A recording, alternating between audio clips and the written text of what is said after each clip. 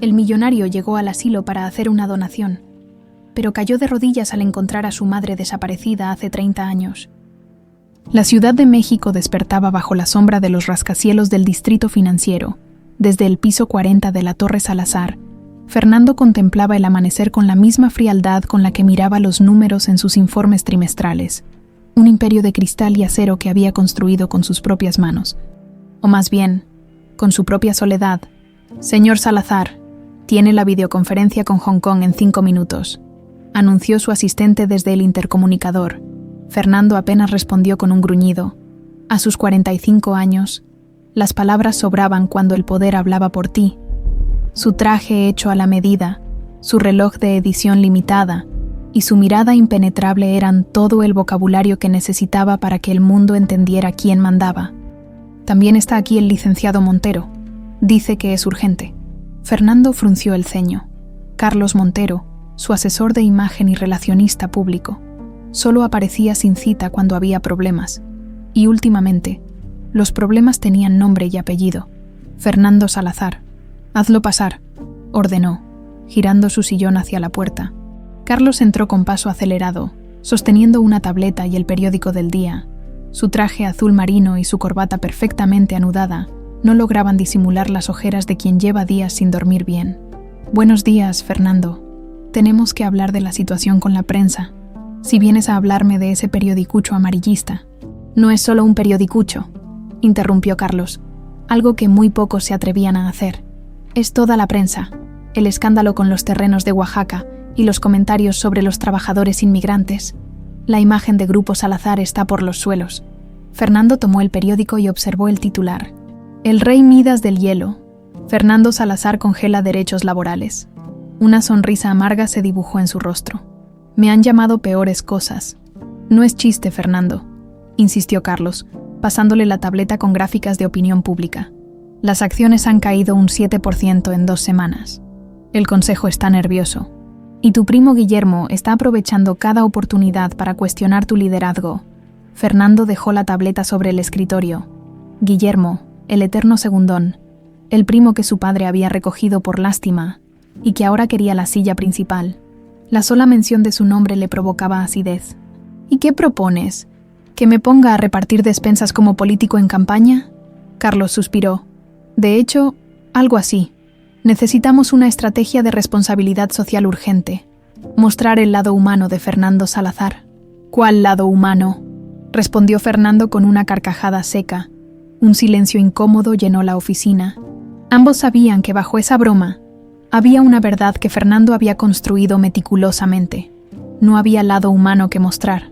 Había sepultado esa parte de sí mismo hace décadas, justo después de que su madre lo abandonara y su padre le enseñara que los sentimientos eran para los débiles. «Hay un asilo en las afueras de la ciudad», continuó Carlos. «Nueva Esperanza. Podríamos hacer una donación importante, inaugurar un ala nueva. La prensa comería de tu mano». «¿Un asilo? ¿Es en serio?». Fernando se levantó y caminó hacia el ventanal. «Los viejos me dan cosa, Carlos. Son frágiles». Y la fragilidad era precisamente lo que Fernando más temía, lo que su padre, Alberto Salazar, le había enseñado a despreciar. «Un Salazar nunca muestra debilidad», murmuró, repitiendo el mantra que su padre le había taladrado desde niño. El recuerdo lo golpeó sin aviso. Tenía 6 años y lloraba en su habitación, abrazado a un oso de peluche, llamando a su madre. Su padre entró, le arrebató el muñeco y lo miró con desprecio. «Tu madre nos abandonó, Fernando. Se fue con otro hombre porque éramos poca cosa para ella, pero le demostraremos que no la necesitamos. ¿Verdad? Los Salazar no lloramos». Ese día, Fernando aprendió a tragarse las lágrimas, y con los años, se tragó también la necesidad de ser amado. «Fernando, ¿me estás escuchando?». La voz de Carlos lo trajo de vuelta. Sí, el asilo. Mira, es una hora de tu tiempo. Donamos 1 millón de pesos, cortas un listón, saludas a un par de ancianos y recuperamos 10 puntos de aprobación. Es matemática simple». Fernando volvió a su asiento y observó la foto enmarcada de su padre en el escritorio. Alberto Salazar, el patriarca que había convertido un pequeño negocio familiar en un conglomerado respetado, antes de que Fernando lo transformara en un imperio. Lo único que le había dado su padre además de lecciones de dureza, fue el hambre insaciable de demostrar su valor. ¿Sabes por qué construí todo esto, Carlos?, preguntó, señalando el horizonte de rascacielos. Para que nadie pudiera abandonarme jamás. El dinero no te deja, no te traiciona. Es la única seguridad real. Carlos asintió. Conocía bastante de la historia personal de su jefe, incluyendo algunos secretos que el mismo Fernando ignoraba. Agenda la visita al asilo, cedió finalmente Fernando. Pero que sea rápido. Y nada de niños cantando o esas cursilerías. Perfecto, respondió Carlos, ocultando su alivio. Ya tengo todo preparado para este viernes. ¿Ya lo tenías planeado? Qué confiado. Fernando casi sonrió. Te conozco desde hace 15 años, Fernando. Sé que bajo esa fachada de tiburón implacable hay un hombre de negocios pragmático. Cuando Carlos se retiró, Fernando volvió a mirar por la ventana. El día avanzaba y la ciudad se movía con la prisa habitual. Tantas vidas diminutas, tantas personas insignificantes. Y él, arriba, observándolas como un dios distante, su teléfono vibró. Era un mensaje de su asistente. Su cita para cenar con la SRA. Valencia ha sido confirmada para las 8 p.m. Otra modelo. Otra cena en el restaurante más exclusivo de la ciudad. Otra noche de compañía comprada con tarjetas de crédito platino y promesas vacías. La rutina perfecta para llenar el silencio de su penthouse. Fernando se ajustó la corbata frente al espejo de su baño privado. El rostro que le devolvía la mirada era el de un triunfador. Mandíbula firme, canas prematuras que le daban un aire distinguido, ojos penetrantes que sabían intimidar en cualquier sala de juntas. Pero si uno miraba con atención, si uno se atrevía a sostener la mirada unos segundos más, podía ver lo que Fernando se esforzaba tanto en ocultar. El vacío, un vacío que ni el edificio más alto, ni la cuenta bancaria más abultada habían logrado llenar. Un Salazar construye su propio destino, se dijo a sí mismo. Otra de las frases de su padre, lo que Fernando no sabía es que su destino ya había sido construido con mentiras y que estaba a punto de derrumbarse como un castillo de naipes. El viernes llegó más rápido de lo que Fernando hubiera deseado. Su chofer conducía la camioneta blindada hacia las afueras de la ciudad, donde el concreto cedía espacio a vecindarios más modestos y el aire parecía menos contaminado, pero también menos civilizado según la perspectiva de Fernando. ¿Cuánto falta?, preguntó con impaciencia mientras revisaba correos en su teléfono. Unos 10 minutos, señor, respondió el chofer. El tráfico está más ligero de lo normal. Carlos, sentado frente a él, repasaba los detalles del evento. La directora del asilo es la señora Martínez, entusiasta pero profesional. Habrá algunos reporteros, no muchos, solo los que controlamos. El cheque ya está listo para la foto y... Ajá, cortó Fernando sin levantar la vista del celular. ¿Cuánto tiempo estaremos ahí? 1 hora, máximo. Te prometo que será rápido. Fernando asintió y siguió contestando mensajes. La última adquisición en Europa estaba presentando complicaciones y su mente estaba a un océano de distancia de aquel asilo. Cuando el vehículo finalmente se detuvo, Fernando levantó la mirada y observó el edificio frente a ellos. Una construcción de 2 pisos, con paredes amarillentas y un jardín modesto pero cuidado. Un letrero simple anunciaba: Asilo Nueva Esperanza. ¡Qué nombre tan cursi!, murmuró mientras se ajustaba el saco. Sonríe, le recordó Carlos, señalando discretamente a los fotógrafos que ya esperaban en la entrada. Fernando endureció la mandíbula y compuso su sonrisa de negocios mientras descendía del vehículo. Estrechó manos, asintió ante comentarios que apenas escuchaba y avanzó hacia el interior del edificio flanqueado por la directora, una mujer cincuentona de aspecto maternal y determinado. Es un verdadero honor tenerlo aquí. Señor Salazar, repetía la mujer, su donación nos permitirá renovar la sala de terapia y comprar equipos que nuestros abuelitos necesitan desesperadamente. Es lo mínimo que podemos hacer, respondió Fernando mecánicamente, recitando la frase que Carlos le había preparado. El interior olía a desinfectante y a algo más, algo que Fernando no podía identificar pero que le provocaba una sensación incómoda. ¿Nostalgia? ¿Tristeza? Sacudió la cabeza, desechando esa idea ridícula. La comitiva avanzó por un pasillo decorado con dibujos y fotografías. Fernando se detuvo brevemente ante un mural hecho por los residentes. manos arrugadas estampadas en pintura formando un árbol colorido. Tiempo, murmuró para sí mismo, entendiendo finalmente qué era ese olor indescriptible. El asilo olía a tiempo perdido. La ceremonia se llevaría a cabo en el salón principal, donde habían dispuesto sillas para los residentes que pudieran asistir. Mientras los fotógrafos preparaban sus cámaras y la directora daba instrucciones al personal, Fernando se mantuvo al margen, observando a los ancianos que comenzaban a ocupar los asientos, rostros surcados por arrugas, algunos sonrientes, otros confundidos, algunos con la mirada perdida en recuerdos que quizás ya no podían localizar con precisión. Fernando sintió una punzada de incomodidad, la fragilidad humana expuesta en su forma más cruda. Carlos se acercó y le entregó discretamente un pañuelo. «Estás sudando», le dijo en voz baja. «Relájate, son solo viejitos, no muerden». Fernando se secó la frente, sorprendido. Él nunca sudaba, ni en las negociaciones más tensas, ni ante las amenazas más serias. Pero aquí, rodeado de ancianos inofensivos, su cuerpo lo traicionaba. La directora lo invitó al pequeño podio improvisado. Fernando dio un discurso breve, mencionando la importancia de cuidar a quienes construyeron el país. Palabras vacías que sonaban bien para la prensa.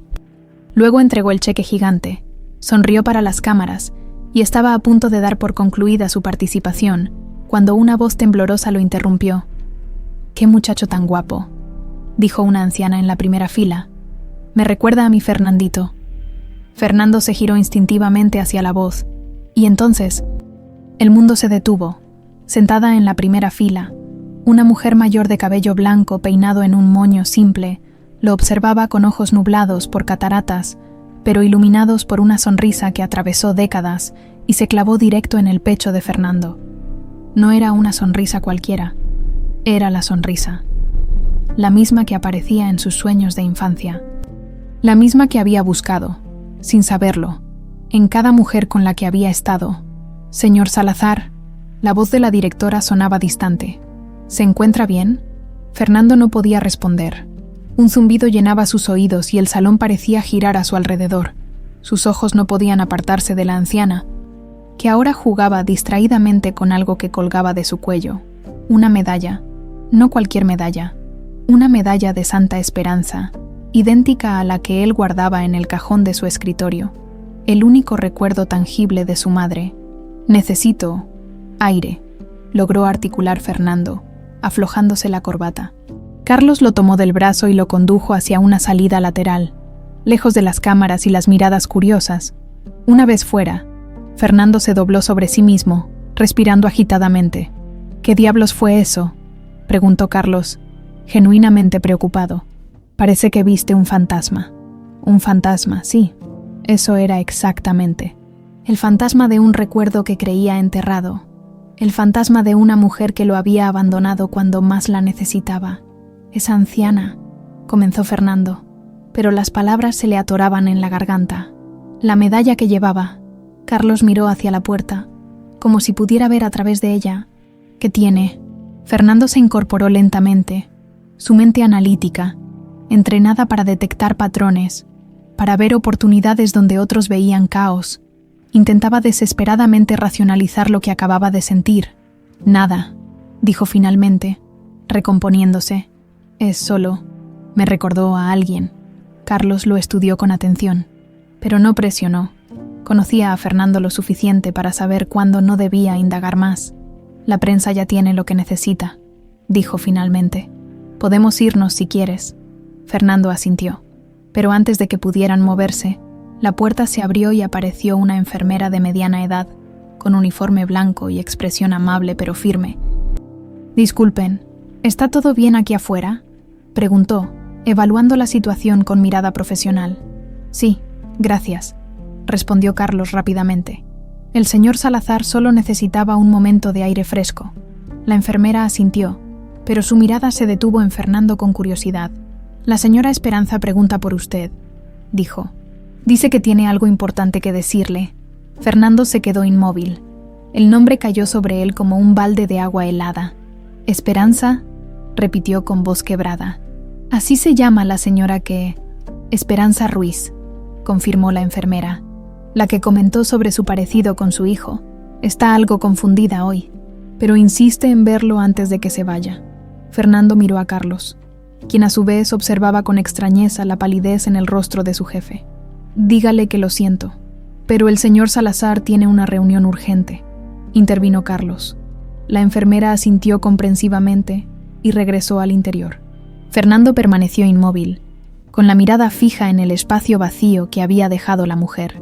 «Vámonos», dijo finalmente. Durante el regreso, Fernando no pronunció palabra. Se limitó a mirar por la ventana, mientras la ciudad volvía a materializarse a su alrededor, pero ya nada parecía lo mismo. Algo se había quebrado dentro de él, algo que ni siquiera sabía que seguía intacto. Esa noche, por primera vez en décadas, Fernando Salazar soñó con su madre, y en el sueño, ella seguía usando la medalla de Santa Esperanza que le había regalado en su último cumpleaños juntos. 3 días habían pasado desde la visita al asilo, pero Fernando no lograba sacudirse la inquietud que se había instalado en su pecho. Cada vez que cerraba los ojos, veía la sonrisa de aquella anciana y la medalla de Santa Esperanza balanceándose sobre su cuello arrugado, sentado en su oficina. Fernando abrió el cajón derecho de su escritorio y extrajo una pequeña caja de madera que rara vez tocaba. La abrió con cuidado casi reverencial, y ahí estaba, idéntica a la que había visto en el asilo, una medalla de plata con la imagen de Santa Esperanza, la protectora de los casos imposibles. Para mi Fernandito, para que nunca pierdas la esperanza. Con amor, mamá. La inscripción en el reverso, aunque desgastada, seguía siendo legible. El último regalo que recibió de ella antes de que desapareciera de su vida. El intercomunicador interrumpió sus pensamientos. Señor Salazar, el licenciado Hernández está aquí. Dice que es sobre el asunto confidencial. Fernando guardó rápidamente la medalla. Hazlo pasar. Raúl Hernández, director de una prestigiosa agencia de investigación privada. Entró con un maletín, y el semblante serio que lo caracterizaba. Fernando lo había contratado el mismo día de la visita al asilo, después de pasar la noche dando vueltas en la cama, atormentado por preguntas que jamás creyó volvería a hacerse. «Buenos días, don Fernando», saludó Hernández, tomando asiento. «Tengo los primeros resultados de la investigación». Fernando asintió, manteniendo su expresión impasible a pesar del tumulto en su interior. «Te escucho». Siguiendo sus instrucciones, investigamos a la señora Esperanza Ruiz del asilo Nueva Esperanza. Hernández abrió su maletín y extrajo una carpeta. Los resultados son interesantes, por decirlo menos. Fernando se inclinó ligeramente hacia adelante. ¿A qué te refieres? Para empezar, la documentación de ingreso al asilo tiene inconsistencias graves. Hernández le mostró copias de formularios con sellos oficiales. Según estos registros, Esperanza Ruiz ingresó hace 15 años, traída por un sobrino que nunca más volvió a visitarla, pero cuando investigamos a este supuesto sobrino, no existe, completó Fernando, intuyendo la respuesta. Exacto, la dirección es falsa. El número telefónico nunca existió, y la firma en los documentos no coincide con el nombre. Además, los expedientes médicos parecen haber sido manipulados. Hay páginas que faltan y registros que no coinciden con las fechas. Fernando se levantó y caminó hacia la ventana, dándole la espalda a Hernández para ocultar su agitación. ¿Qué hay sobre su estado mental? Según los informes médicos disponibles, la señora sufre de amnesia parcial, probablemente causada por un trauma no especificado y agravada por la edad. Tiene episodios de lucidez seguidos por periodos de confusión. Fernando respiró profundamente antes de hacer la pregunta que realmente le importaba. ¿Y su relación con el nombre Fernando? Hernández consultó sus notas. Las enfermeras reportan que frecuentemente habla de un hijo llamado Fernandito. Creen que es una confabulación, algo común en pacientes con su condición. El personal del asilo asume que nunca tuvo hijos, basándose en la información proporcionada en su ingreso. Un silencio pesado cayó sobre la oficina. Fernando permaneció inmóvil frente al ventanal, observando la ciudad que se extendía a sus pies, pero sin realmente verla. ¿Tienes alguna fotografía de ella? ¿De antes del asilo? Ese es otro detalle extraño, respondió Hernández. No hay fotografías en su expediente, excepto la de su identificación de ingreso, Es como si alguien hubiera borrado deliberadamente su pasado. Fernando finalmente se volvió. Quiero que investigues más a fondo, todo. Su vida antes del asilo, cualquier conexión con la familia Salazar, especialmente con mi padre, y quiero que lo hagas con la máxima discreción. Por supuesto, don Fernando. Ya tengo a mis mejores investigadores en ello. Cuando Hernández se marchó, Fernando canceló todas sus reuniones del día, algo que jamás había hecho antes, ni siquiera cuando enfermó de neumonía 3 años atrás. Necesito visitar el asilo otra vez, le dijo a su asistente por teléfono. Sin prensa, sin anuncios, una visita personal. Señor, la sorpresa en la voz de su asistente era evidente.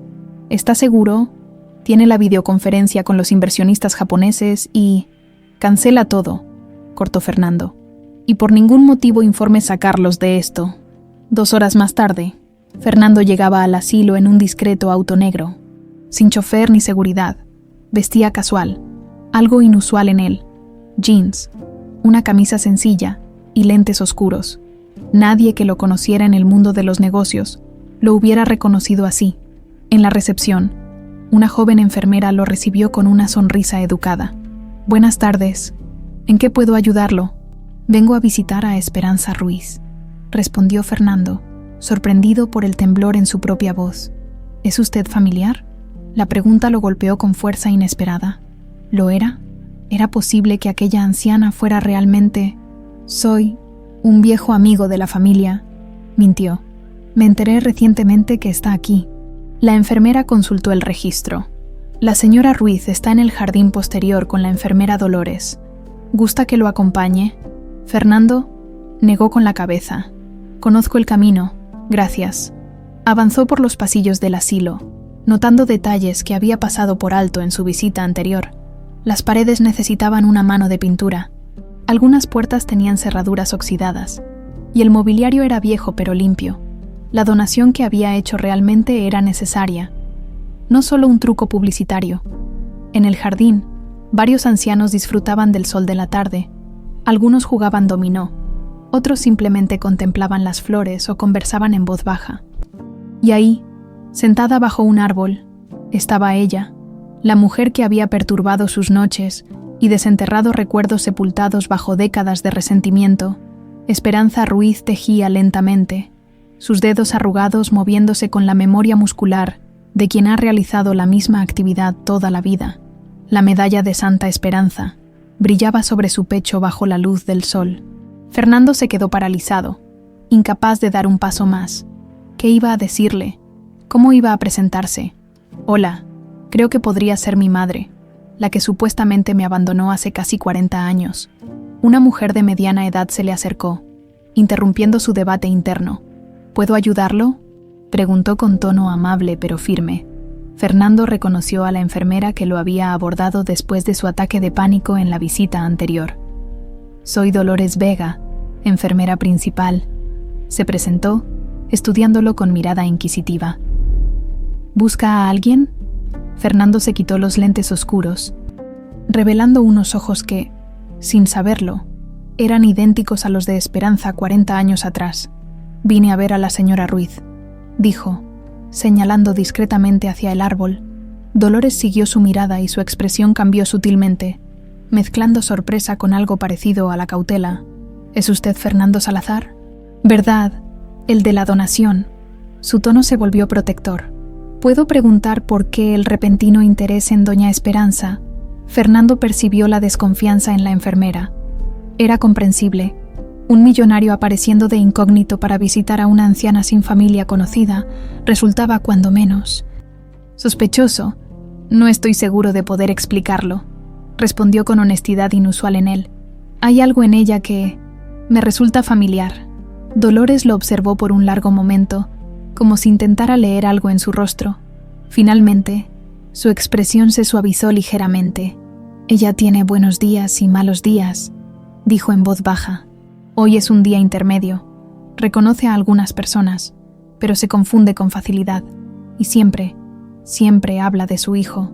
Fernando sintió que su corazón se aceleraba. Su hijo, Fernandito, lo llama. Dice que le arrebataron a su niño cuando era pequeño.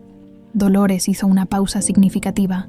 Durante años, El personal ha asumido que es una confabulación, pero hay momentos en que habla de él con tanta claridad, con tantos detalles. La enfermera dejó la frase en el aire, observando atentamente la reacción de Fernando. ¿Puedo hablar con ella?, preguntó, sorprendido por la vulnerabilidad en su propia voz. Dolores asintió lentamente. La presentaré como un visitante. No mencione quién es realmente. Podría alterarla. Y si noto que la visita la perturba, tendrá que marcharse inmediatamente. ¿Entendido? Fernando asintió, sintiendo que, por primera vez en décadas, no tenía el control de la situación. Mientras caminaban hacia Esperanza, Fernando Salazar, el hombre que había construido un imperio financiero y que no se doblegaba ante nada ni nadie, temblaba como un niño. «Doña Esperanza, mire quién vino a visitarla», anunció Dolores con voz cálida mientras se acercaban al árbol. «Un amigo que quiere saludarla». La anciana levantó la mirada de su tejido, sus ojos, nublados por cataratas pero todavía con destellos de un café intenso, se posaron en Fernando, por un instante. Pareció que algo se iluminaba en ellos. «Qué gusto tener visitas», respondió con una sonrisa. «Siéntese, joven, siéntese. Estoy tejiendo una bufanda». «El invierno viene fuerte este año». Fernando se sentó en la banca junto a ella, sintiendo una extraña mezcla de decepción y alivio al ver que no lo reconocía. «La dejo en buena compañía, doña Esperanza», dijo Dolores, y luego miró significativamente a Fernando. «Estaré cerca si me necesitan». Cuando la enfermera se alejó, un silencio incómodo se instaló entre ellos. Esperanza continuó tejiendo con movimientos lentos pero precisos, mientras Fernando buscaba desesperadamente algo que decir. «Es una bonita medalla», comentó finalmente, señalando el objeto que colgaba del cuello de la anciana. Esperanza detuvo su tejido y tomó la medalla entre sus dedos, acariciándola con infinita ternura. «Santa Esperanza, la patrona de los imposibles», respondió con voz lejana. «Siempre he creído en ella. ¿Sabe?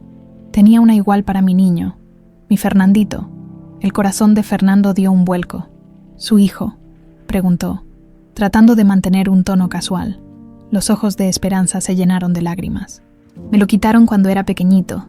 Su padre decía que yo no era digna».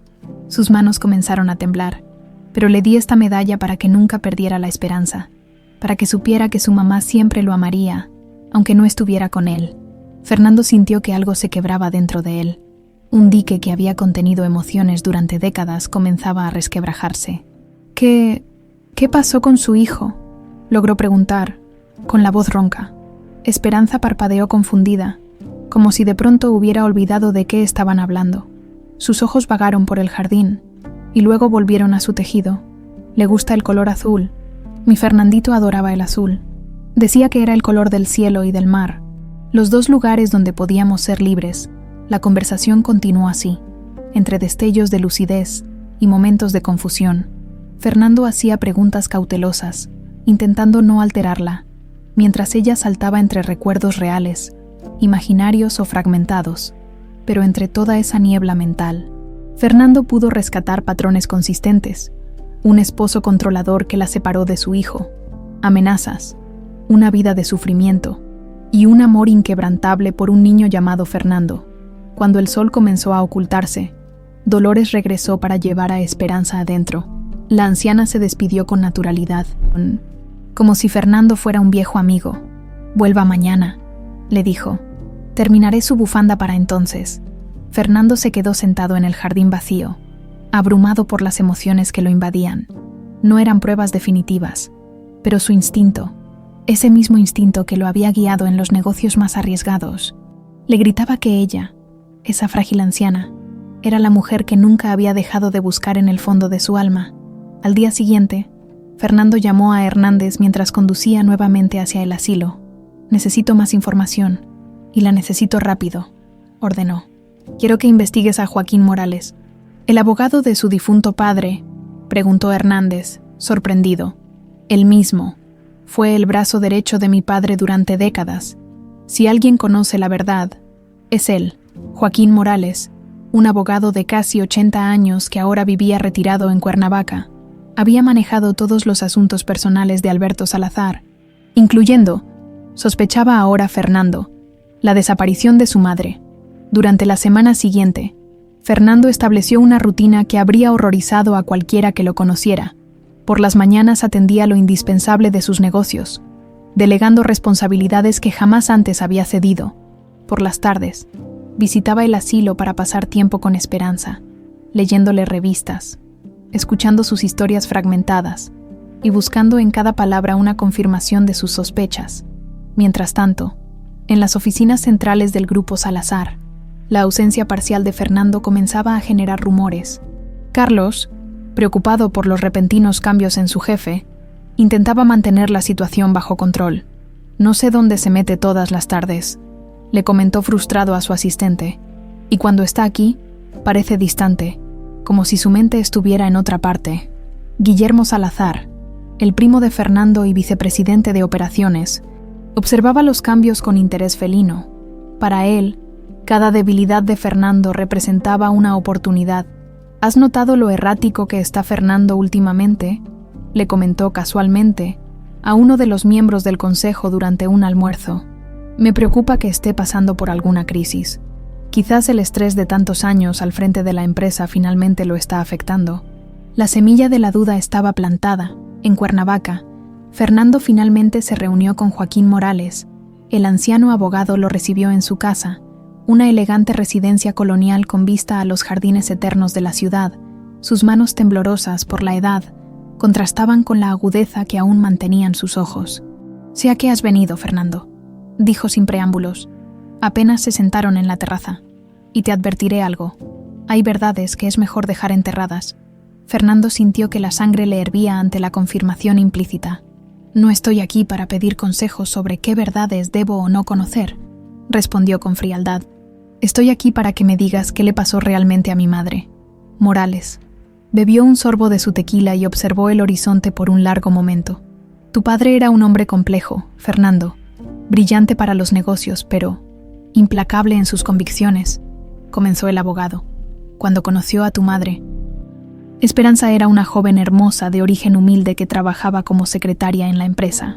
Tu abuelo se opuso fervientemente a ese matrimonio, pero Alberto, por única vez en su vida, desafió a su padre. Fernando escuchaba con atención casi dolorosa. Al principio, fue un matrimonio feliz. Naciste tú, y Esperanza te adoraba, pero con el tiempo, las diferencias sociales comenzaron a pesar. Alberto quería que su hijo fuera educado como un verdadero Salazar, con disciplina férrea y ambición. Esperanza defendía un enfoque más amoroso, más humano, y por eso decidió abandonarnos, preguntó Fernando, con el resentimiento de décadas impregnando cada palabra. Morales lo miró directamente a los ojos. Ella nunca los abandonó, Fernando. Las palabras cayeron como un mazo sobre Fernando. ¿Qué? Alberto inventó esa historia para ti. La verdad es que él la echó de la casa una noche. Después de una discusión particularmente violenta sobre tu educación, le prohibió verte. Amenazándola con usar su influencia para destruirla si intentaba acercarse a ti. Era un hombre poderoso, Fernando, con conexiones en todas partes, y ella era una mujer sin recursos ni apoyo.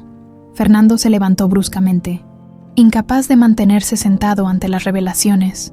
«Estás diciéndome que mi padre mantuvo alejada a mi madre toda mi vida, que me hizo creer que me había abandonado cuando en realidad fue él quien la expulsó. Es más complicado que eso», continuó Morales. «Esperanza intentó luchar legalmente por ti al principio, pero Alberto manipuló jueces, falsificó documentos que la presentaban como mentalmente inestable. Y tú lo ayudaste», acusó Fernando. El viejo abogado no negó la acusación. «Era mi trabajo, por despreciable que ahora me parezca», admitió. Cuando ella seguía insistiendo, Alberto tomó medidas más drásticas. Organizó su internamiento en una clínica psiquiátrica bajo identidad falsa. Desde ahí, supongo que eventualmente terminó en ese asilo que mencionas. Fernando sintió náuseas.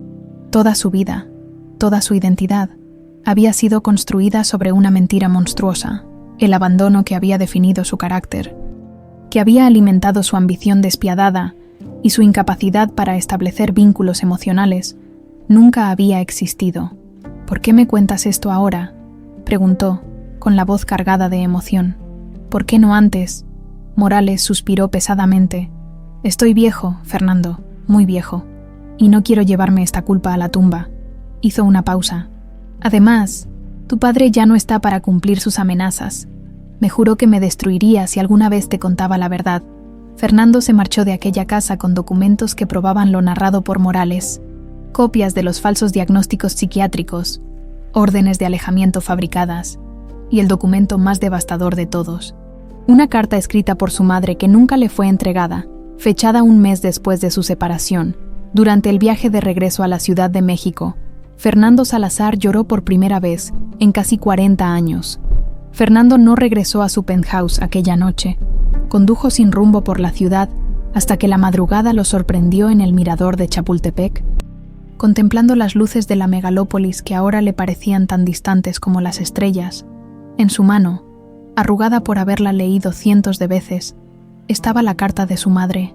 Mi querido Fernandito, han pasado 37 días desde que me separaron de ti. Te busco en cada niño que veo en la calle. Te hablo en mis oraciones cada noche. No importa lo que te hayan dicho. Nunca te abandoné por mi voluntad. Tu padre cree que eres solo suyo para moldear, pero tú eres también parte de mí. Recuerda siempre que el verdadero valor no está en el dinero o el poder, sino en la capacidad de amar. Lleva contigo la medalla de Santa Esperanza. Mientras la tengas, sabrás que estoy pensando en ti, y nunca pierdas la esperanza de que algún día estaremos juntos otra vez. El cielo comenzaba a teñirse de rosa cuando Fernando finalmente tomó una decisión. Esa misma mañana, temprano, llegó a las oficinas centrales del Grupo Salazar. Su asistente casi se cae de la silla al verlo llegar con la misma ropa del día anterior, sin afeitar, y con una expresión que nunca le había visto. Cancela todas mis reuniones de hoy, ordenó. Y necesito que Carlos venga a mi oficina inmediatamente. 20 minutos después, Carlos entraba con expresión preocupada. Jesús, Fernando, ¿qué te pasó? Parece que te atropelló un camión. Fernando lo miró fijamente, evaluando cuánto podía confiar en el hombre que había sido su mano derecha durante más de una década. ¿Cuánto sabías, Carlos?, preguntó directamente. Carlos se tensó visiblemente. ¿Sobre qué? Sobre mi madre. Sobre la historia que mi padre inventó. Carlos palideció y se dejó caer en una silla. Mierda, murmuró. Entonces ya lo sabes. La confirmación fue como otra puñalada para Fernando. ¿Desde cuándo lo sabías?, exigió, con la voz cargada de rabia contenida. Desde que comencé a trabajar para tu padre. Hace 20 años, admitió Carlos. Él me lo contó como advertencia, para que entendiera qué clase de hombre era y lo que esperaba de su equipo. Lealtad absoluta. Fernando golpeó el escritorio con tal fuerza que la madera se astilló. Lealtad a una mentira. 20 años sabiendo que mi madre estaba viva, que nunca me abandonó. Y no dijiste nada. Carlos se encogió, pero no retrocedió. Tu padre era un monstruo, Fernando. Me habría destruido. Y lo sabes. Y cuando él murió, tú ya eras. Se detuvo, buscando las palabras. ¿Ya era qué? ¿Un monstruo como él?, espetó Fernando. Eras un hombre forjado en su molde, respondió Carlos con tristeza. Alguien que valoraba la dureza y despreciaba la debilidad. ¿Cómo iba a decirte que toda tu filosofía de vida estaba basada en una mentira? Fernando se desplomó en su sillón, agotado física y emocionalmente. La he encontrado, Carlos. Está en ese asilo. Nueva Esperanza. Una cruel ironía, ¿no crees? Ha estado ahí 15 años, con amnesia parcial, hablando de un hijo que le arrebataron. Carlos lo miró con genuina sorpresa. ¿Por eso has estado desapareciendo todas las tardes? ¿Estás seguro de que es ella? Morales me lo confirmó ayer. Fernando le tendió los documentos. Mi padre la hizo pasar por mentalmente inestable. Falsificó documentos. La amenazó. Todo para mantenerla lejos de mí. Carlos revisó los papeles con expresión cada vez más horrorizada. Dios mío, Fernando, esto es... No encontraba palabras. Es solo la punta del iceberg. Fernando se frotó el rostro con las manos. Necesito tu ayuda, Carlos. No como mi empleado, sino como la única persona que podría llamar amigo. La expresión de Carlos se suavizó ante esas palabras. Lo que necesites. Quiero que contrates a los mejores médicos del país, especialistas en geriatría, neurólogos, expertos en amnesia. Quiero mejorar su calidad de vida. ver si hay tratamientos que puedan ayudarla a recuperar más memoria. Me pondré en ello de inmediato. Y una cosa más, añadió Fernando. Ni una palabra de esto a nadie, especialmente a Guillermo. No quiero que se acerque a ella. Después de que Carlos se fuera, Fernando tomó una ducha en el baño privado de su oficina. Se cambió con el traje de repuesto que siempre mantenía allí y se dirigió al asilo. Esta vez, Dolores lo recibió con una expresión menos desconfiada. En las últimas semanas, sus visitas constantes y su interés genuino en Esperanza habían comenzado a suavizar la actitud protectora de la enfermera. Doña Esperanza está teniendo un buen día, le informó mientras lo guiaba hacia la pequeña biblioteca del asilo.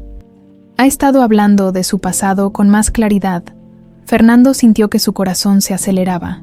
Ha mencionado algo sobre su familia.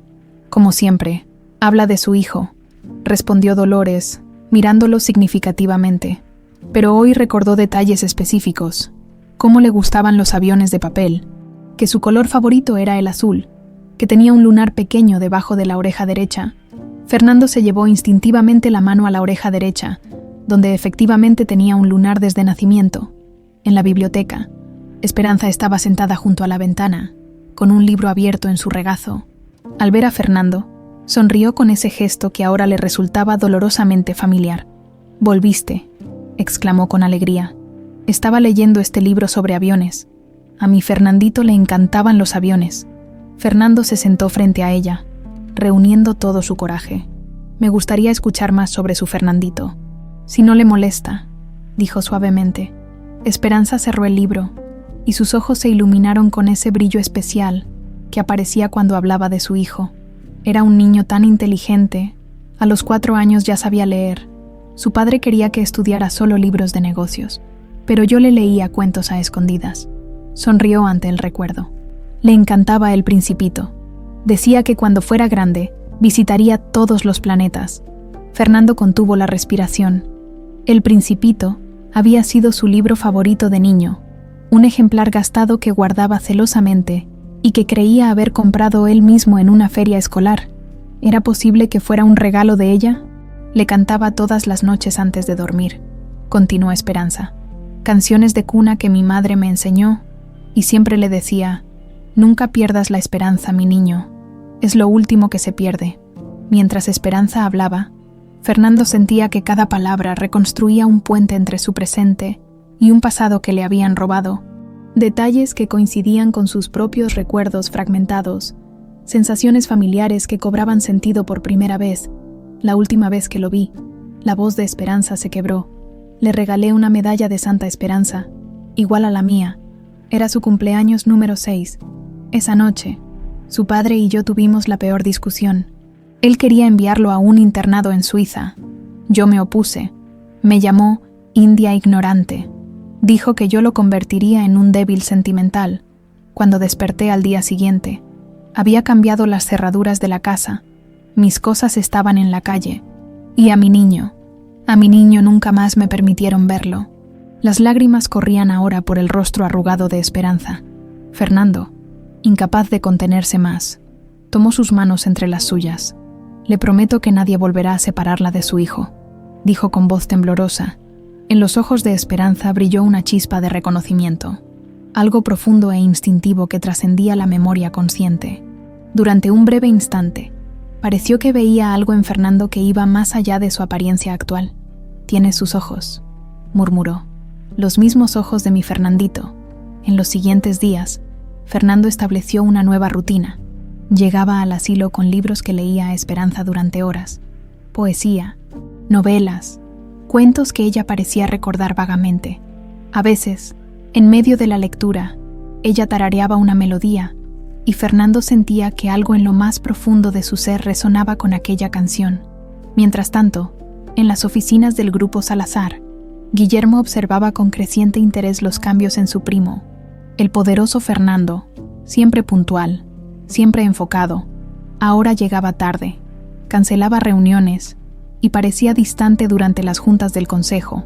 «Es como si estuviera bajo algún tipo de hechizo», le comentó Guillermo a Ramírez, uno de los miembros más antiguos del consejo, mientras compartían un whisky en el exclusivo club de industriales. Me preocupa que esté perdiendo el control. Las acciones ya han caído un 3% solo este mes. Ramírez, un hombre de la vieja escuela que había trabajado con Alberto Salazar, asintió pensativamente. ¿Sabes que lo tiene tan distraído? Guillermo sonrió internamente. La semilla estaba plantada. No estoy seguro, pero he oído rumores de que visita regularmente un asilo en las afueras de la ciudad, algo relacionado con una anciana. ¿Extraño? No. La revelación de Carlos acerca de su conocimiento sobre el pasado de Esperanza había abierto otra grieta en el ya fragmentado mundo de Fernando. Sin embargo, en las semanas siguientes, su antiguo asesor se convirtió en su aliado más valioso. Carlos movilizó discretamente a los mejores especialistas médicos del país, transformando sutilmente las instalaciones del asilo para mejorar la atención de todos los residentes, pero especialmente de Esperanza. Los neurólogos están cautelosamente optimistas, le informó Carlos una tarde mientras caminaban por los jardines recién renovados del asilo. Dicen que la amnesia de tu madre parece ser una combinación de trauma psicológico y negligencia médica prolongada, no necesariamente degenerativa. Fernando asintió, observando a lo lejos a Esperanza, quien charlaba animadamente con otro residente bajo un árbol. ¿Y eso qué significa exactamente?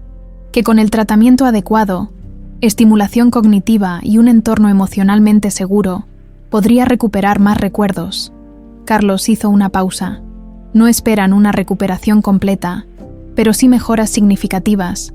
Fernando sintió una mezcla de esperanza y temor.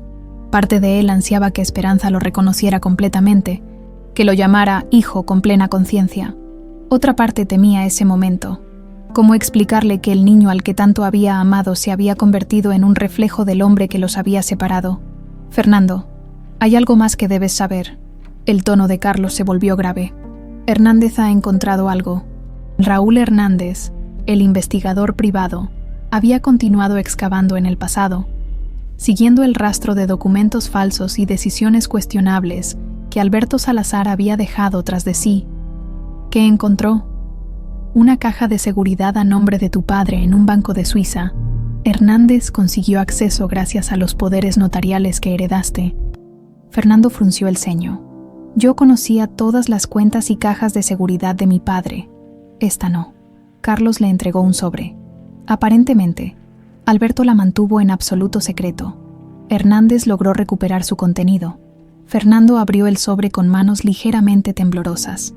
Dentro había fotografías de lo que parecía ser el contenido de la caja, documentos legales, varias cartas y un pequeño paquete de lo que parecían ser regalos de cumpleaños sin abrir, cada uno con una etiqueta. Para mi querido Fernando, en su cumpleaños número 7, 8, 9, y así sucesivamente. Su garganta se cerró ante la evidencia. Eran los regalos que Esperanza había intentado hacerle llegar todos esos años, interceptados por Alberto. Hay más, añadió Carlos, señalando otras fotografías que mostraban cartas. Ella te escribió, durante años, ¿hasta qué? Exigió Fernando. Hasta que las cartas comenzaron a ser devueltas marcadas como destinatario desconocido. Al parecer, tu padre no solo interceptaba su correspondencia, sino que eventualmente la convenció de que te habían cambiado de identidad o sacado del país. Fue cuando ella intentó contratar a un investigador privado que Alberto tomó medidas más drásticas. Fernando cerró los ojos, intentando controlar la ira que bullía en su interior. Ira hacia su padre, hacia Carlos por haber callado, pero sobre todo, hacia sí mismo por haber idealizado durante décadas a un monstruo. Quiero esas cartas, dijo finalmente. Todas. Y quiero esos regalos. Los originales, no fotografías. Hernández los está trayendo personalmente de Zúrich. Llegarán mañana, cuando Carlos se marchó. Fernando se acercó a Esperanza. Últimamente, sus conversaciones fluían con más naturalidad, sin revelarle quién era realmente. Fernando le hablaba de su vida, modificando detalles pero compartiendo sentimientos verdaderos. ¿Cómo van las sesiones con el doctor Ramírez?, le preguntó, sentándose junto a ella. Esperanza sonrió. El nuevo tratamiento incluía terapia cognitiva con un especialista en memoria traumática. Es un buen doctor, pero hace preguntas difíciles, respondió, jugueteando con su medalla. Me pide que recuerde cosas tristes.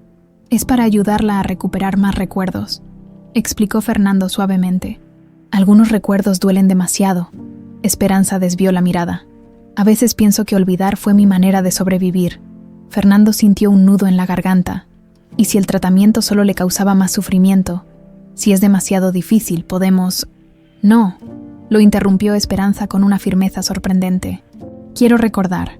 Mi hijo merece que lo recuerde claramente. Cada detalle, aunque duela. Esa noche, Fernando regresó a su penthouse por primera vez en días. Necesitaba espacio para procesar todo lo que estaba descubriendo. Al entrar, el silencio aséptico del lugar, antes reconfortante, ahora le resultaba opresivo. Las paredes minimalistas, los muebles caros pero impersonales. Todo hablaba de un hombre que había evitado conscientemente crear un hogar. El timbre sonó, interrumpiendo sus pensamientos. Al abrir la puerta, se encontró con la última persona que esperaba ver, Guillermo. «Primo», saludó Guillermo con una sonrisa que no alcanzaba sus ojos. «Qué bueno encontrarte en casa, por fin». Fernando no pudo ocultar su sorpresa. Guillermo nunca lo visitaba. «¿Qué quieres, Guillermo? ¿Son casi las 10 de la noche?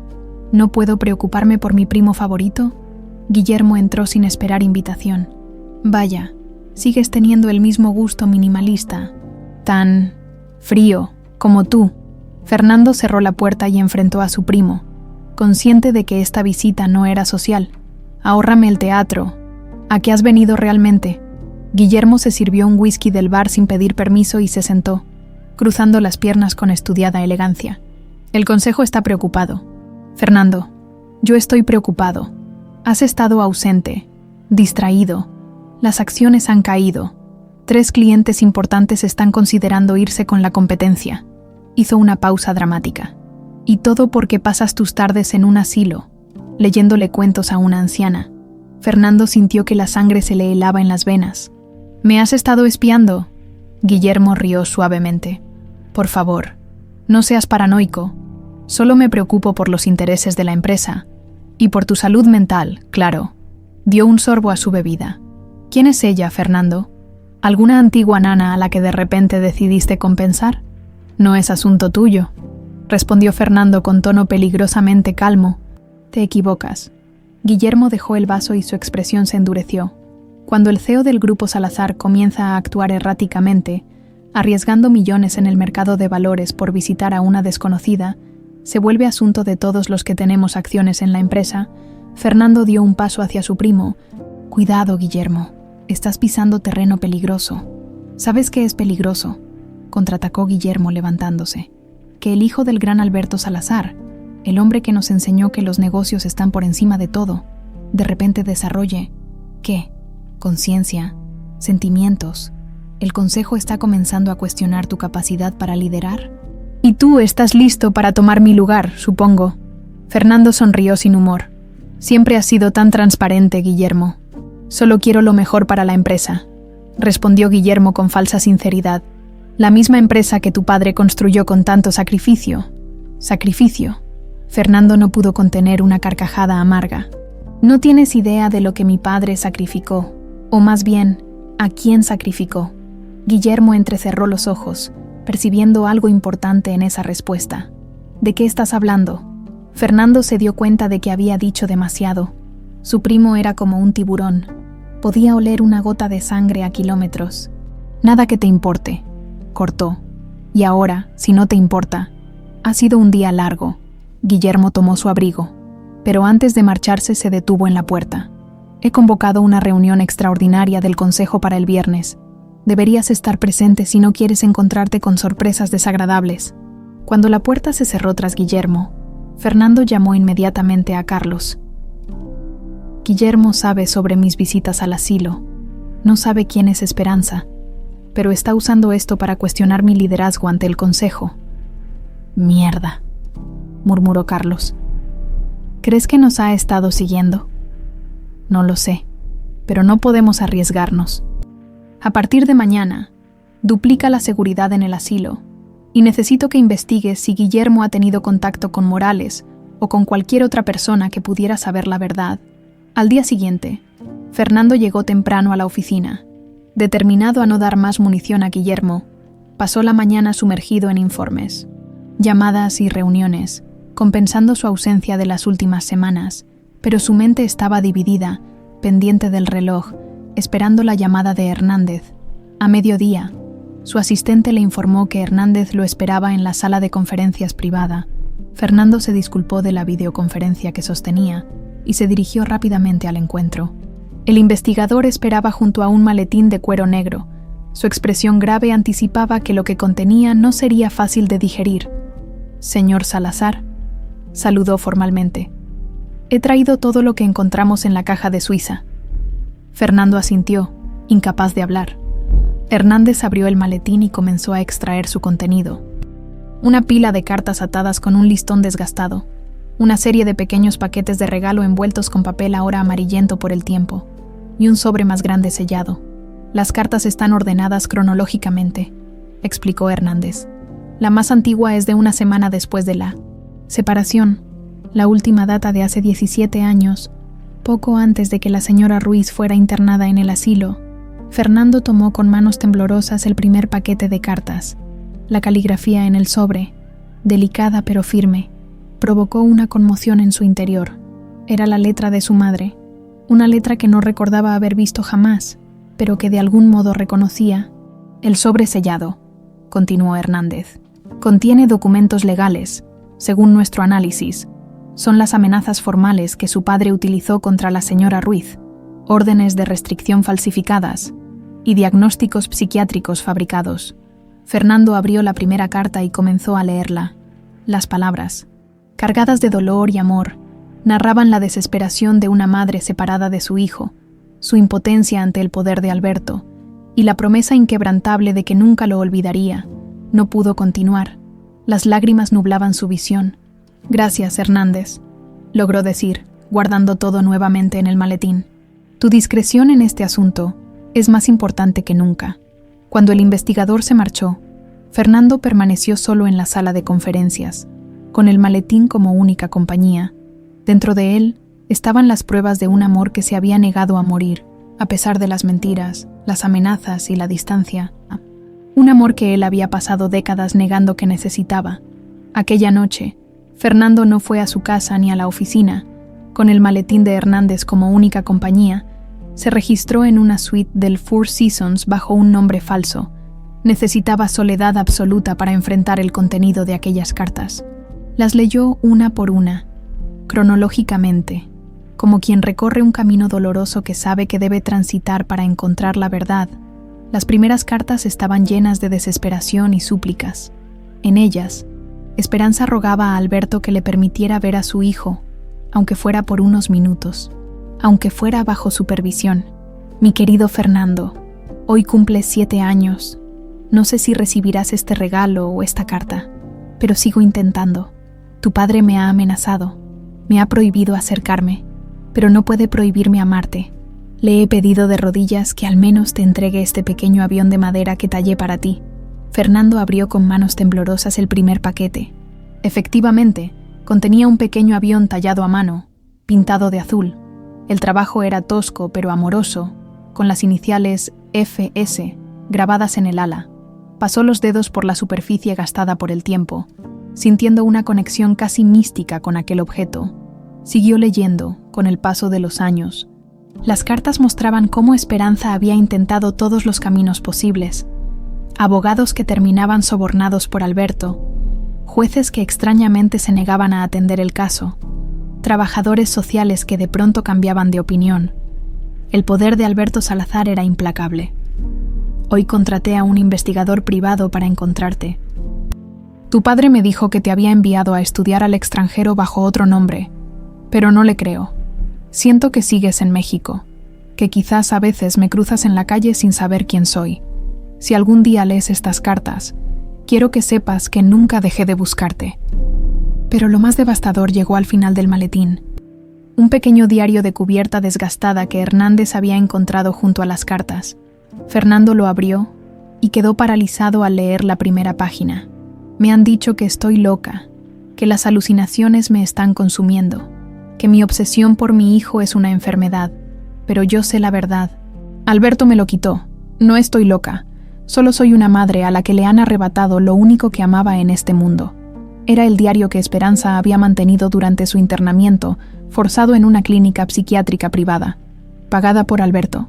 Las páginas narraban el horror de los tratamientos de electrochoque, la medicación forzada, el aislamiento, todo para curarla de su obsesión por recuperar a su hijo. A veces pienso que sería más fácil rendirme, aceptar lo que dicen, tomar las pastillas y olvidar. Pero entonces traiciono a mi Fernandito, y mientras me quede un soplo de vida, lucharé por él. Fernando cerró el diario. Incapaz de continuar, el dolor era demasiado intenso, la culpa insoportable, mientras él crecía rodeado de lujos, creyendo la mentira del abandono. Su madre había sido torturada por aferrarse a la verdad. La mañana lo encontró exhausto pero decidido. Llamó a Carlos desde el hotel. Necesito que reúnas a nuestro equipo legal. Vamos a iniciar los trámites para obtener la tutela legal de Esperanza Ruiz. Fernando, ¿estás seguro? La voz de Carlos sonaba preocupada. Si haces eso, la verdad saldrá a la luz. La prensa se abalanzará sobre la historia. Ya no me importa, respondió con firmeza. He vivido demasiado tiempo en la mentira, y ella ha sufrido demasiado tiempo en silencio. Antes de dirigirse al asilo, Fernando pasó por la oficina. Necesitaba algunos documentos para los abogados, y, más importante aún, necesitaba enfrentar a Guillermo. Si su primo planeaba un golpe en el consejo, tenía que adelantarse. La Torre Salazar le pareció diferente esa mañana. Las paredes de cristal y acero, que antes le daban orgullo, ahora le resultaban frías y vacías. El retrato de Alberto que presidía el lobby ya no le inspiraba admiración, sino repulsión. En el ascensor se encontró con Ramírez, uno de los miembros más antiguos del consejo. Fernando, saludó el hombre con evidente incomodidad. Justamente iba a tu oficina, sobre la reunión de mañana. ¿Qué hay con ella?, preguntó Fernando directamente. Ramírez bajó la voz. Guillermo ha estado hablando con todos los miembros. Insinúa que estás inestable, que tus visitas al asilo son síntoma de algún tipo de crisis nerviosa. Fernando sonrió sin humor. ¿Y tú qué crees, Antonio, Ramírez, que había conocido a Fernando desde niño? Lo miró a los ojos. Creo que algo ha cambiado en ti, y no necesariamente para mal. El ascensor llegó a su piso, y Fernando estaba a punto de salir cuando Ramírez añadió: Tu padre era un gran hombre de negocios, Fernando. Pero como persona, dejó la frase en el aire. Fernando asintió, comprendiendo lo que el viejo ejecutivo no se atrevía a decir explícitamente. Gracias, Antonio. Te veré mañana en la reunión, en su oficina. Fernando encontró a Carlos esperándolo con el equipo legal. Durante la siguiente hora, revisaron los documentos necesarios para solicitar la tutela de Esperanza. Sería un proceso complicado, ya que necesitarían pruebas médicas de su incapacidad parcial para tomar decisiones, pero los abogados parecían optimistas. Una cosa más, dijo Fernando cuando terminaron. Quiero que preparen un comunicado de prensa confesando toda la verdad. Cómo mi padre separó a mi madre de mí, cómo falsificó documentos, cómo la internó ilegalmente. Carlos palideció. Fernando, eso podría tener repercusiones enormes para la empresa. Las acciones. Al diablo con las acciones, cortó Fernando. Es hora de que la verdad salga a la luz, pero lo haremos después de la reunión del consejo. Primero quiero asegurarme de que Guillermo no pueda usar esto en mi contra. Cuando el equipo se marchó, Fernando llamó a Dolores. ¿Cómo está ella hoy?, preguntó con la preocupación evidente en su voz.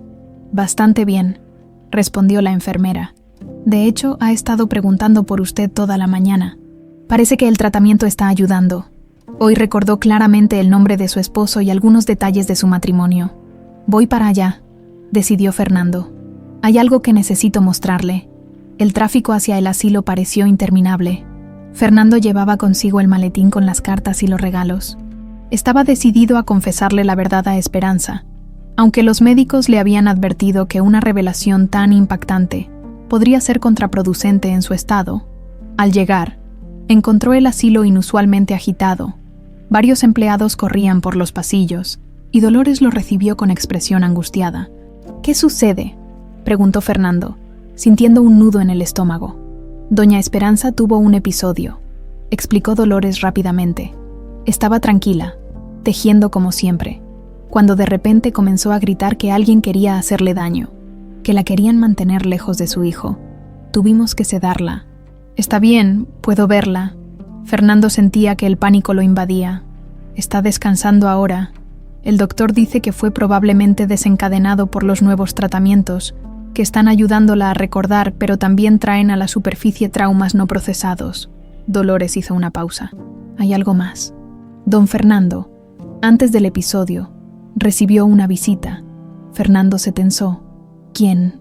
Un hombre elegante, de unos 40 años. Dijo ser un antiguo conocido de la familia Ruiz. Habló con ella a solas por unos minutos. Poco después, comenzó el episodio. La descripción encajaba perfectamente con Guillermo. ¿Dónde está ahora? Se fue inmediatamente después. Parecía satisfecho. Dolores dudó un momento. Don Fernando, ¿puedo hacerle una pregunta personal? Fernando asintió, distraído por la furia que comenzaba a crecer en su interior. ¿Quién es realmente doña Esperanza para usted? Fernando miró a los ojos a la mujer que había cuidado de su madre durante años. Cuando él no había estado allí para hacerlo, es mi madre, Dolores. Mi madre, a quien mi padre me arrebató cuando yo tenía 6 años. La confesión quedó flotando en el aire entre Fernando y Dolores. La enfermera lo miró fijamente, como si estuviera recomponiendo un rompecabezas en su mente. Lo sabía, murmuró finalmente. Siempre hubo algo en la forma en que ella hablaba de su hijo. Los mismos ojos, la misma expresión cuando se concentra. Dolores sacudió la cabeza. Y esa medalla idéntica. Debía haberlo adivinado desde el principio. Fernando sintió un nudo en la garganta. Puedo verla, aunque esté sedada. Necesito estar con ella. Dolores asintió y lo guió hasta la habitación de Esperanza. La pequeña recámara, aunque modesta, reflejaba la personalidad de su ocupante. Plantas en la ventana, un tejido a medio terminar sobre una silla, y fotos de paisajes que ella misma había recortado de revistas. Esperanza dormía profundamente, su rostro sorprendentemente sereno considerando el episodio que acababa de sufrir. Fernando se sentó junto a la cama y tomó su mano con delicadeza, como si temiera que pudiera romperse.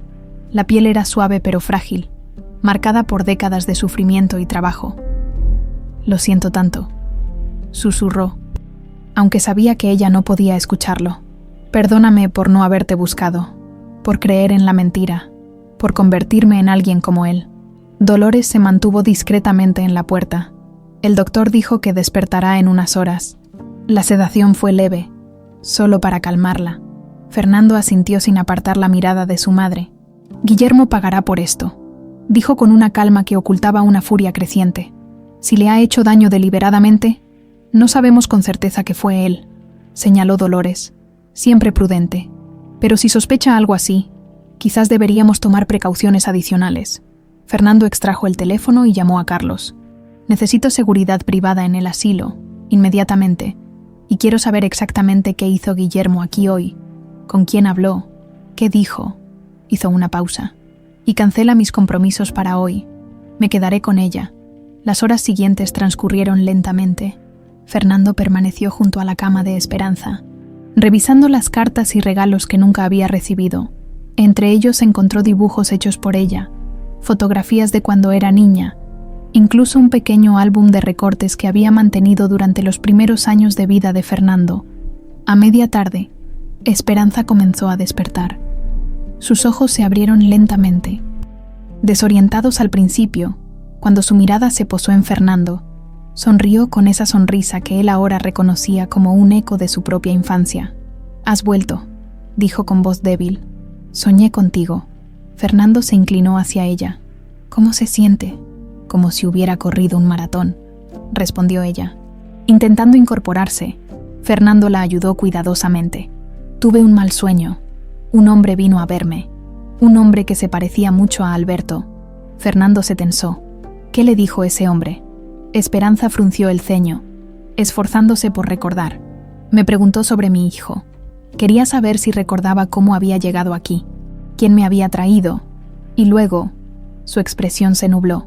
Luego dijo algo sobre que pronto volvería a olvidar todo, que era mejor así, que algunas verdades debían permanecer enterradas. La rabia ardió en las venas de Fernando. Guillermo no solo había visitado a Esperanza para confirmar sus sospechas, sino que la había amenazado, Probablemente había provocado deliberadamente su crisis. No se preocupe, le aseguró, tomando su mano. Nadie volverá a hacerle daño, lo prometo. Esperanza lo miró con curiosidad. ¿Eres tan bueno conmigo? ¿Por qué? La pregunta golpeó a Fernando con fuerza. ¿Cómo explicarle sin causarle otro trauma? Los médicos habían recomendado cautela, revelar la verdad gradualmente, preparar su mente para la impactante realidad, porque me recuerda a alguien muy especial, respondió finalmente. A alguien a quien perdí hace mucho tiempo. Esperanza sonrió con ternura. Es curioso, tú también me recuerdas a alguien. A mi Fernandito, aunque él era solo un niño. Su mirada se volvió distante. Me pregunto cómo sería ahora, si tendría tus mismos ojos, tu misma forma de fruncir el ceño cuando piensas. Fernando contuvo el impulso de confesarle todo en ese momento. En lugar de eso, sacó con cuidado el pequeño álbum de fotos del maletín. Encontré algo que podría interesarle, dijo con fingida casualidad. Son fotografías de un niño llamado Fernando. Pensé que quizás le gustaría verlas. Los ojos de Esperanza se iluminaron. Fernando le entregó el álbum y observó cómo lo abría con manos temblorosas. Las primeras páginas mostraban a un bebé recién nacido, luego a un niño pequeño dando sus primeros pasos, montando un triciclo, soplando velas en su cumpleaños. ¿Dónde conseguiste esto?, preguntó Esperanza, su voz quebrándose mientras pasaba las páginas con reverencia. Perteneció a una madre que amaba profundamente a su hijo, respondió Fernando, eligiendo cuidadosamente sus palabras. Una madre que nunca dejó de pensar en él, aunque estuvieran separados. Esperanza acarició una fotografía donde aparecía ella misma, mucho más joven, sosteniendo a un Fernando de 5 años. Ambos sonreían a la cámara, sus rostros radiantes de felicidad. Fernando recordaba vagamente ese día, un picnic en Chapultepec, globos, un vendedor de algodones de azúcar. Se parecen tanto, murmuró Esperanza, alternando la mirada entre la foto y Fernando. Es casi como si, de pronto, su expresión cambió. Algo se transformó en sus ojos, como si una niebla se disipara momentáneamente. Miró a Fernando con una intensidad nueva, estudiando cada detalle de su rostro. La medalla, dijo súbitamente. ¿Aún la tienes, Fernando? Tomado por sorpresa, metió la mano en el bolsillo de su camisa y extrajo la medalla de Santa Esperanza que siempre llevaba consigo desde que había comenzado a visitar el asilo. Esperanza tomó la medalla entre sus dedos, dándole vuelta para ver la inscripción en el reverso. Para mi Fernandito, para que nunca pierdas la esperanza. Con amor, mamá. El tiempo pareció detenerse. Esperanza levantó la mirada hacia Fernando, y en sus ojos había un destello de reconocimiento que trascendía la enfermedad y los años. Fernandito, susurró, llevando una mano temblorosa hacia la mejilla de Fernando. ¿Eres tú, mi niño? ¿Fernando no pudo contener más las lágrimas? Sí, mamá, soy yo.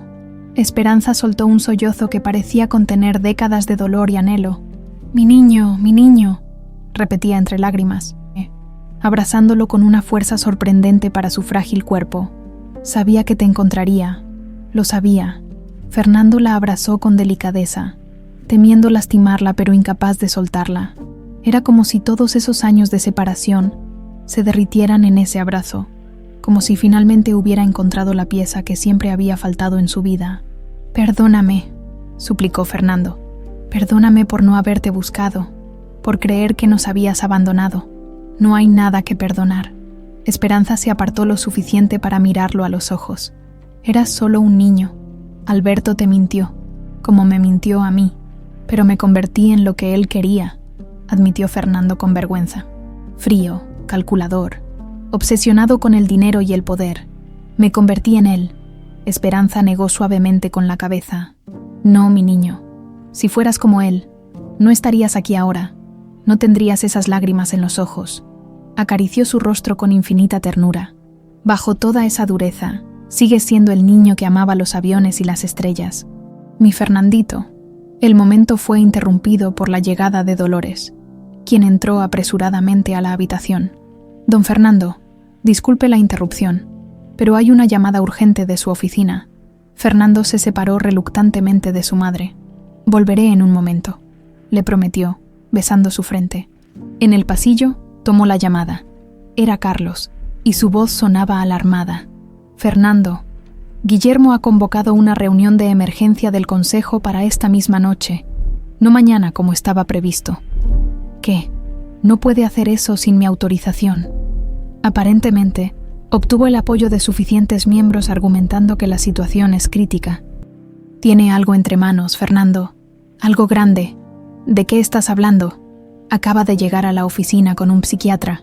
Está sugiriendo que necesitas una evaluación de capacidad mental, citando tu comportamiento errático y tus visitas obsesivas a una anciana desconocida». Fernando comprendió inmediatamente el plan de su primo. Guillermo intentaba declararlo mentalmente inestable, tal como Alberto había hecho con Esperanza. «¿A qué hora es la reunión?» «A las 8, Fernando. Si no estás ahí, estaré allí», cortó Fernando. «Y prepárate, Carlos. Esta noche va a caer más de una máscara». Cuando regresó a la habitación, encontró a Esperanza hojeando nuevamente el álbum de fotos, una expresión de paz en su rostro que no había visto antes. «Mamá», dijo, saboreando la palabra que no había pronunciado en décadas. «Tengo que irme por unas horas, pero volveré, te lo prometo». Esperanza asintió, pero cuando Fernando estaba a punto de salir, lo llamó «Fernandito». Su voz sonaba más clara y fuerte de lo habitual. «Sea lo que sea que vayas a enfrentar, recuerda quién eres realmente, no lo que tu padre quiso que fueras, sino quien naciste para ser». Fernando asintió, sintiendo que una fuerza nueva lo invadía. Por primera vez en su vida adulta, no lucharía por el legado de Alberto Salazar, sino contra él, no para proteger un imperio basado en mentiras, sino para honrar la verdad que su madre siempre había defendido. La Torre Salazar brillaba como un faro de cristal y acero en el skyline nocturno de la Ciudad de México. Fernando observaba el edificio desde su automóvil, sintiendo una extraña mezcla de desapego y determinación. Durante años, esa torre había sido el símbolo de su éxito, la materialización del legado que creía estar honrando. Ahora entendía que no era más que un monumento a la crueldad y las mentiras de su padre. Carlos lo esperaba en el estacionamiento subterráneo, su rostro reflejando la tensión del momento. «Están todos arriba», informó mientras caminaban hacia el ascensor privado. Guillermo llegó temprano con el psiquiatra y ha estado hablando con cada miembro del consejo individualmente. «¿Qué sabemos del psiquiatra?», preguntó Fernando, ajustándose la corbata. «Dr. Enrique Vidal, especialista en trastornos mentales relacionados con el estrés ejecutivo. Casualmente, es el mismo que certificó la supuesta depresión de García cuando Guillermo quería sacarlo de la dirección financiera el año pasado». Fernando asintió, reconociendo el patrón. Su primo estaba utilizando el mismo manual que Alberto: desacreditar a través de diagnósticos médicos manipulados. «¿Tienes lo que te pedí?». Carlos le entregó discretamente un sobre. «Todo está aquí. Los documentos falsos que Alberto utilizó contra tu madre, las pruebas de la manipulación de su internamiento y los registros del seguimiento que Guillermo ha estado haciendo de tus movimientos. Guillermo me ha estado espiando. Contrató a una agencia de seguridad privada hace 3 semanas. Raúl Hernández los descubrió cuando estaba investigando para nosotros». El ascensor se detuvo en el piso ejecutivo. Antes de que las puertas se abrieran, Fernando miró a Carlos. «Pase lo que pase ahí dentro, pase lo que pase con la empresa, quiero que sepas que valoro tu lealtad. La verdadera lealtad». Carlos asintió, conmovido por las palabras del hombre que, por primera vez desde que lo conocía, parecía completamente humano. La sala de juntas estaba en silencio cuando Fernando entró. Los 12 miembros del consejo, hombres y mujeres vestidos con la sobriedad que caracterizaba a la élite financiera mexicana, observaron su llegada con expresiones que iban desde la incomodidad hasta la franca hostilidad. A la cabecera de la mesa, justo en el lugar que correspondía a Fernando, se encontraba Guillermo, con una sonrisa triunfal apenas disimulada. «Ah, Fernando, qué bueno que pudiste unirte a nosotros», dijo Guillermo, sin moverse de la silla presidencial. Estábamos a punto de comenzar. Fernando permaneció de pie, observando el tablero de juego que se había dispuesto contra él. «Estás en mi silla, Guillermo. Solo temporalmente, primo. Solo hasta que aclaremos ciertos asuntos preocupantes». Fernando recorrió con la mirada a los presentes. Distinguió a los aliados de Guillermo, a los indecisos y a los pocos en los que aún podía confiar. Entre ellos, Antonio Ramírez le dirigió una mirada de advertencia. «Señor Salazar», intervino un hombre de mediana edad que Fernando no conocía. «Soy el Dr. Vidal, su primo, y varios miembros del consejo han expresado preocupación por su estado mental y emocional reciente. Estoy seguro de que lo han hecho», respondió Fernando con calma. «¿Y su diagnóstico preliminar, doctor? Supongo que ya tiene uno, considerando que está aquí». El médico carraspeó incómodo. «Basándome en los reportes de comportamiento errático, abandono de responsabilidades y obsesión repentina con una residente de asilo sin aparente conexión familiar, sugeriría una evaluación exhaustiva para descartar un episodio de descompensación psicótica». Un murmullo recorrió la sala. Guillermo sonrió discretamente. «Como pueden ver», dijo, dirigiéndose al consejo, «la situación es delicada.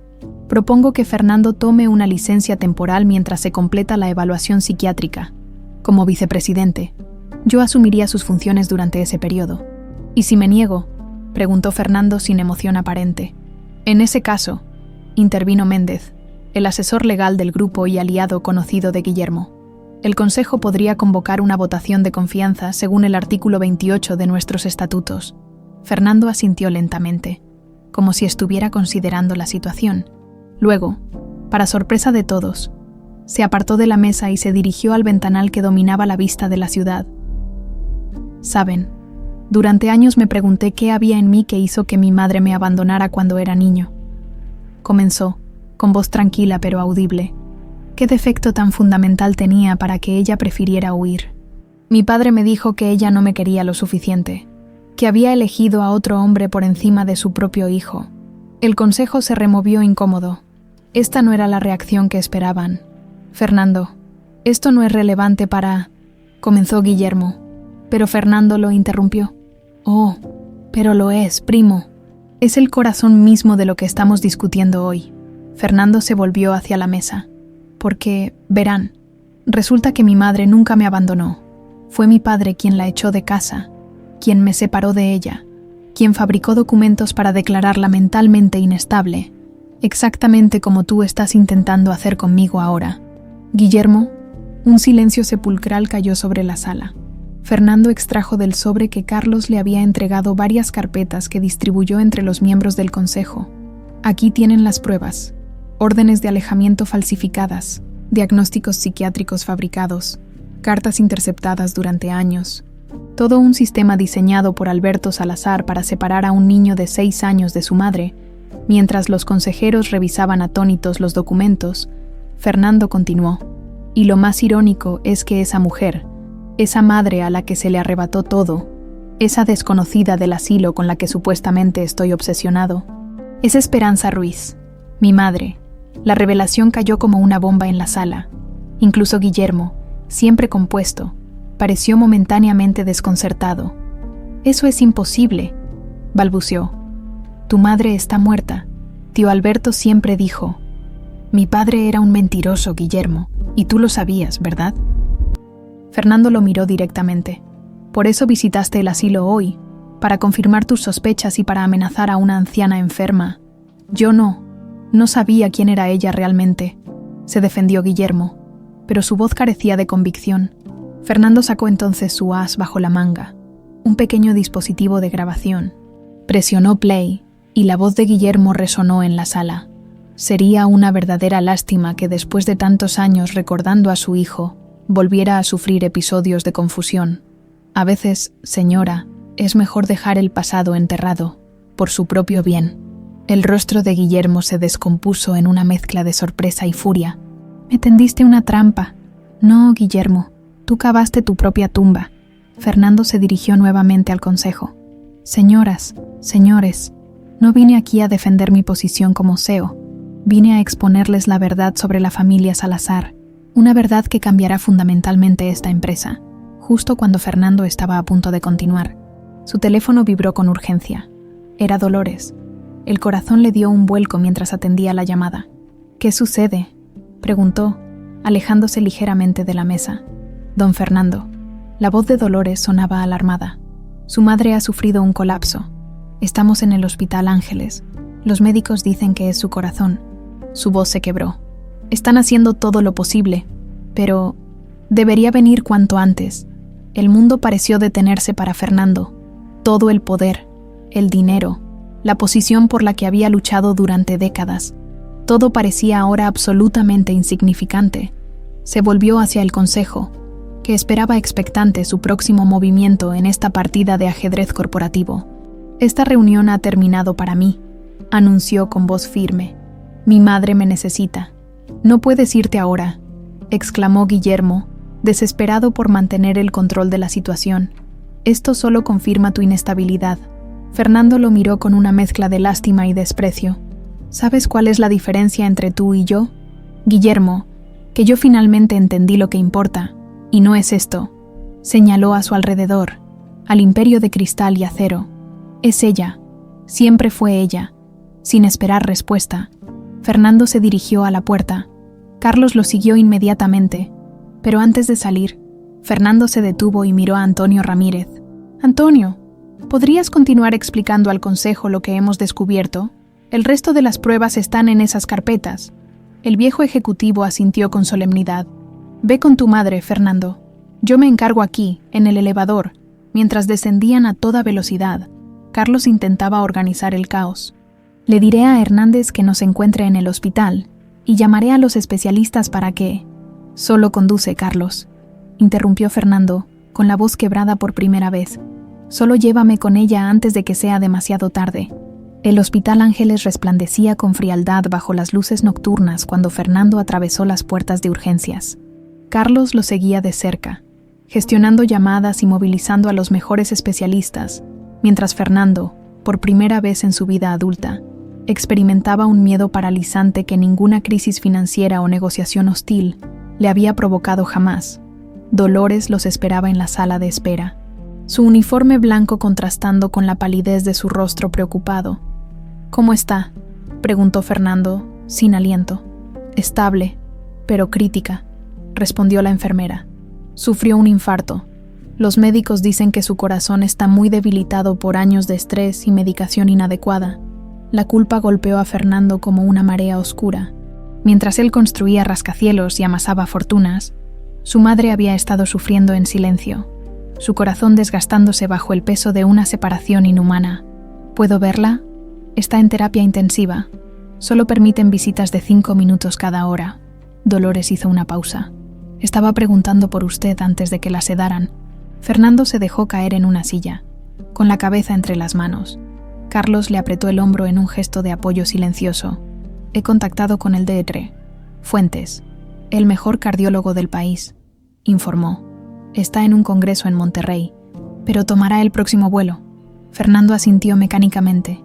El poder y el dinero, que siempre habían solucionado todos sus problemas, parecían ahora herramientas insuficientes contra la fragilidad de la vida. Las horas pasaron con agónica lentitud. Cada 60 minutos, Fernando entraba a la habitación de terapia intensiva por esos breves 5 minutos permitidos. Esperanza permanecía conectada a máquinas que monitoreaban cada latido de su corazón dañado.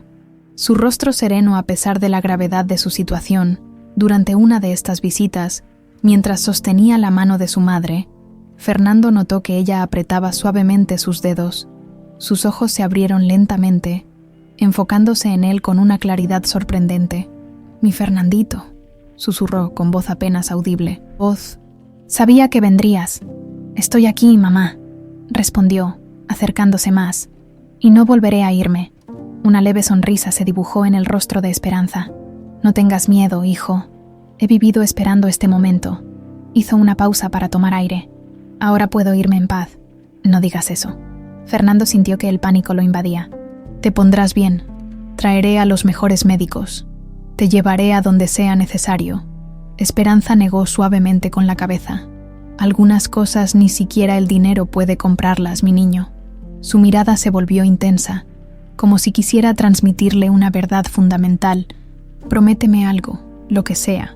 No desperdicies más tu vida persiguiendo fantasmas. El verdadero valor no está en los edificios o las cuentas bancarias. Está aquí», señaló débilmente su corazón. «En cómo tratas a otros, en el amor que das».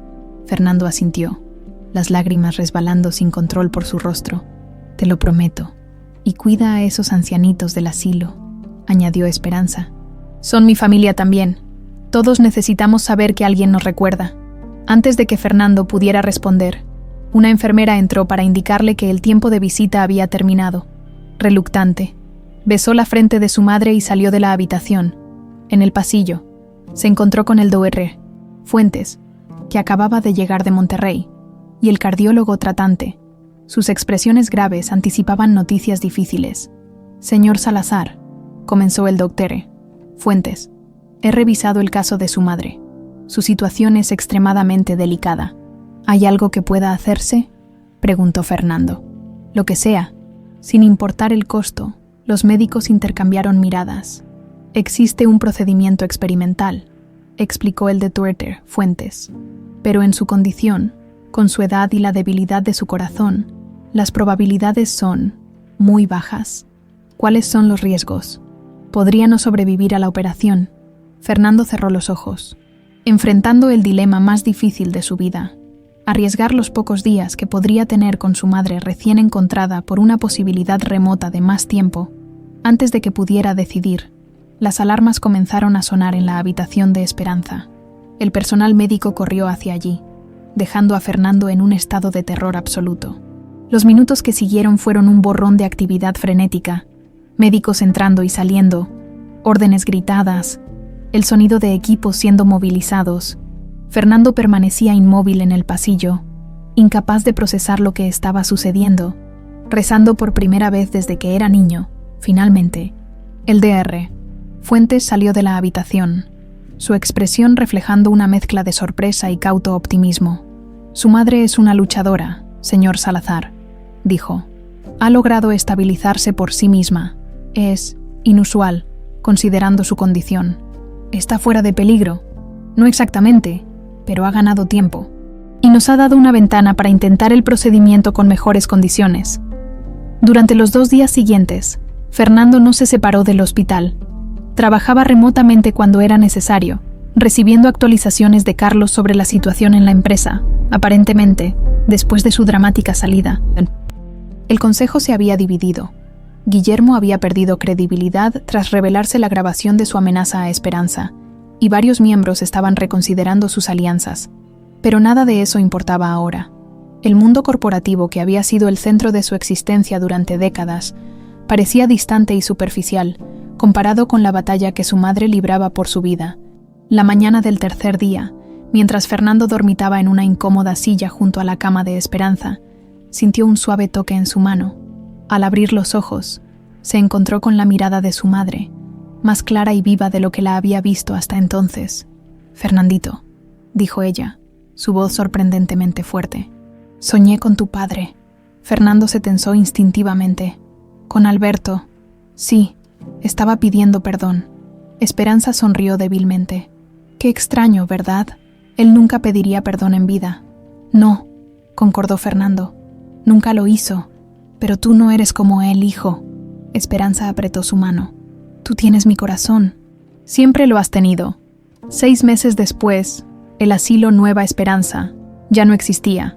En su lugar se alzaba Hogar Esperanza, un moderno centro geriátrico con instalaciones de primera categoría, jardines amplios y un personal especializado que triplicaba al anterior. La transformación había sido noticia en todos los medios, no solo por la magnitud de la inversión, sino por la historia detrás de ella. Fernando Salazar, el antes llamado Rey Midas del Hielo, había confesado públicamente la verdad sobre su separación de su madre y cómo la había reencontrado después de 40 años. La historia había conmovido al país, generando un debate nacional sobre el abandono de adultos mayores y los abusos de poder institucional.